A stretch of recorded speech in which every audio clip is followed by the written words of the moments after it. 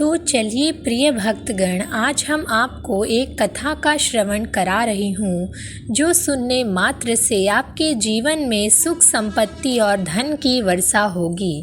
तो चलिए कथा को प्रारंभ करते हैं। माता पार्वती भगवान शिव से पूछती है, हे देवों के देव महादेव, मनुष्य गरीब क्यों रहता है? तब भगवान शिव कहते हैं, कोई भी व्यक्ति गरीब नहीं होता, उसकी सोच ही उसे गरीब बना देती है। जो इंसान जिस प्रकार जितनी बड़ी सोच रखता है, उसे उतनी ही बड़ी सफलता प्राप्त होती है।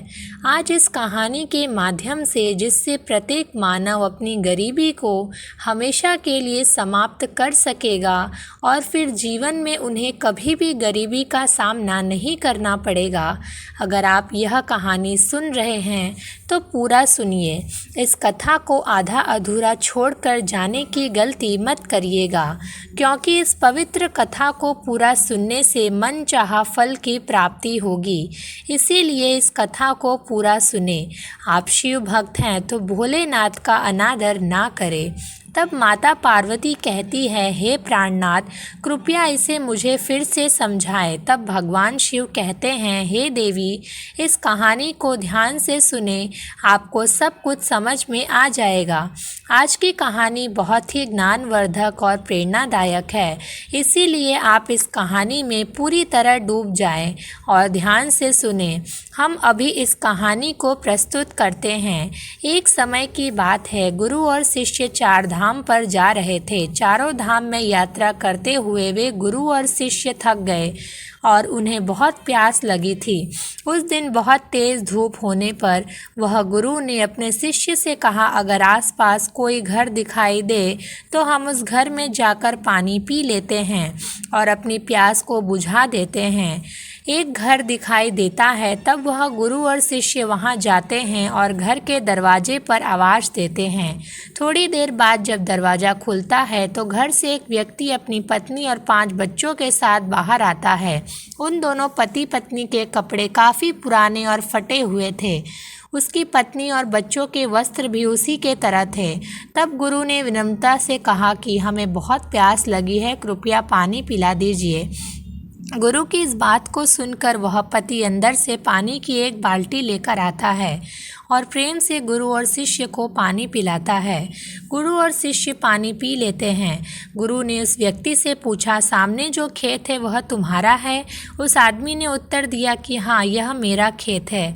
तब गुरु ने पूछा, अगर यह तुम्हारा खेत है तो यहाँ फसल क्यों नहीं है? तुम्हारी रोजी रोटी कैसे चलती है? तब वह व्यक्ति ने बताया, हमें मेहनत करने की ज़रूरत नहीं है। हमारे पास एक दुधारू गाय है, वह रोज़ 6 लीटर दूध देती है। हम उस दूध को बेचकर अपनी ज़रूरतें पूरी कर लेते हैं। गुरु ने जब यह सुना तो उन्होंने कहा, अच्छा है। और इस तरह गुरु और उस व्यक्ति में अनेक विषयों पर चर्चा होती हैं। बातचीत में वक्त इतना ज़्यादा निकल जाता है और दिन ढल जाता है। तब वह व्यक्ति गुरु से निवेदन करता है, गुरु जी, कृपया आज हमारे यहाँ रात गुजार लीजिए, कल सुबह चले जाइएगा। आज की रात कृपया हमारे आवास में गुजारे हैं, आपकी सेवा करने का मौका प्रदान होगा। अब गुरु और शिष्य उस व्यक्ति के निवास पर ठहरते हैं। उस व्यक्ति की पत्नी बहुत स्नेह से भोजन तैयार करती है और गुरु और शिष्य को खिलाती है। भोजन सेवन करने के उपरांत उन्हें विश्राम करने के लिए उचित व्यवस्था भी करते हैं। फिर परिवार के सभी सदस्य सोने के लिए चले जाते हैं। मध्य रात्रि के समय गुरु की आंखें खुल जाती हैं और गुरु ध्यान पूर्वक और शांति से अपने शिष्य की ओर बढ़ते हैं और अपने शिष्य को उठाते हैं। उस शिष्य को उठाने के बाद गुरु उसके कान में चलने के लिए कहते हैं। फिर शिष्य आश्चर्यचकित हो जाता है। फिर गुरु जी कहते हैं, हमें अब यहाँ से प्रस्थान करना होगा, अपने साथ ले जाना है। अब यह सुनकर वह शिष्य बहुत चक्का हो जाता है और चिंतन करता है कि मेरे गुरु जी तो बहुत बुद्धिमान व्यक्ति हैं, वे तो पाप करने की सोच भी नहीं सकते हैं और अब इस गाय को चुराने करने की बात करते हैं। शिष्य सोच में पड़ जाता है, उनका विरोध करूं तो कुछ पलों तक चिंतन करने के पश्चात उसके समझ में यह सोच आती है कि गुरु ही जीवन के प्रमुख मार्गदर्शक होते हैं। अगर मैं गुरु की अवहेलना करूँगा तो मुझे गायन प्राप्त नहीं होगी। अगर मैं उनके आदेशों का अवहेलना करूँ तो मैं गलत साबित हो सकता हूँ, मुझसे नाराज़ हो सकते हैं। अब इसी भय के कारण शिष्य भी सहमति दे देता है और गुरु और शिष्य दोनों मिलकर उस गाय को सतर्कता से वहाँ से निकाल लेते हैं। फिर दोनों उस गाय के संग कुछ दूर तक जाते हैं और जब वे किसी दूसरे शहर में पहुंचते हैं तब गुरु जी को समझ में आता है कि यहाँ से अब गाय उस स्थान पर पुनः नहीं जा सकती है। तब वहाँ गुरुदेव ने अपने शिष्य को कहा कि अब इस गाय को यहाँ छोड़ दो। शिष्य ने उस गाय को वहाँ छोड़ देता है और फिर गुरु अपने शिष्य के साथ अगले गांव की तरफ चलते हैं। सब देखकर शिष्य की आंखों में आंसू आ गए।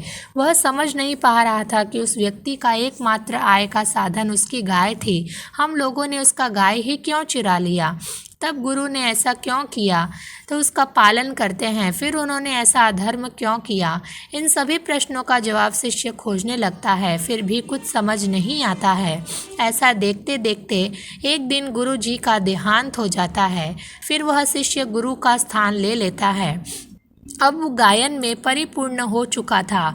बहुत समय बीत जाने के बाद एक रोज उन्हें उस व्यक्ति की याद आती है जिसकी गाय वो चुरा कर लेकर आए थे। उस व्यक्ति से मिलने के माफ़ी मांगना चाहिए। मैं उसकी कुछ सहायता कैसे कर सकता हूँ? शायद मैं उसे कुछ पैसे दे दूँ ताकि उसका जीवन में कुछ सुधार हो सके। यह सोचकर वह शिष्य उस व्यक्ति के घर जाने का निर्णय लेता है। फिर वह शिष्य उस व्यक्ति के पास जाने के लिए चल देता है और जब वह पहुंचते हैं वहां देखकर आश्चर्यचकित हो जाता है कि एक शानदार मकान है। फिर वह सोचते हैं कि यह कैसे संभव हो सकता है? क्या उस व्यक्ति ने अपना जीवन कैसे बदल लिया? क्या वह अधिक धनवान हो गया? इन सब सवालों का जवाब जानने की उत्सुकता से शिष्य वहां रुकता है और उस व्यक्ति से मिलने की कोशिश करता है। जब वह व्यक्ति उनसे मिलता है तब वह पूछता है कि आप कौन हैं और मुझसे माफ़ी क्यों मांग रहे हो?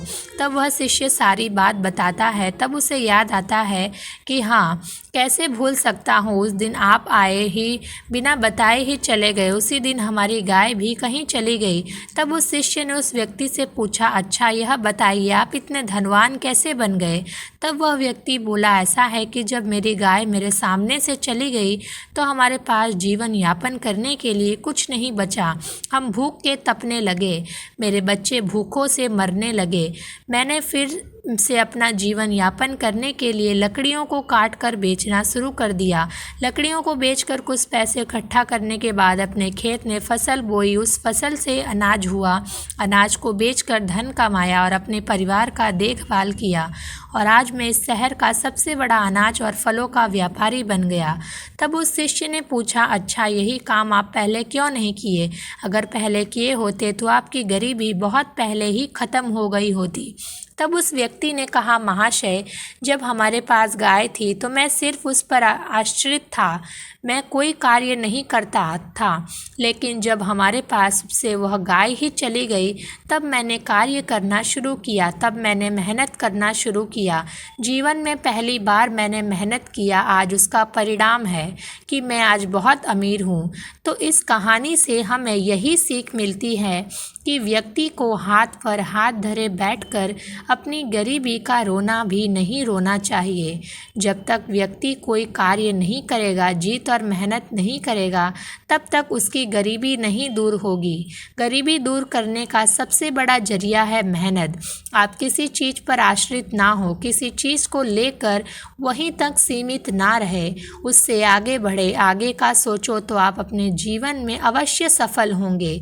इतना कहकर भगवान शिव इस कहानी को समाप्त करते हैं। इस वीडियो को पूरा देखने के बाद अगर आपको वीडियो पसंद आई हो तो प्लीज़ लाइक एंड सब्सक्राइब ज़रूर कर देना। अगर आप शिव के सच्चे भक्त हों तो आप एक लाइक और सब्सक्राइब कर दीजिए और कमेंट में हर हर महादेव लिख दीजिए। धन्यवाद हमारा वीडियो देखने के लिए।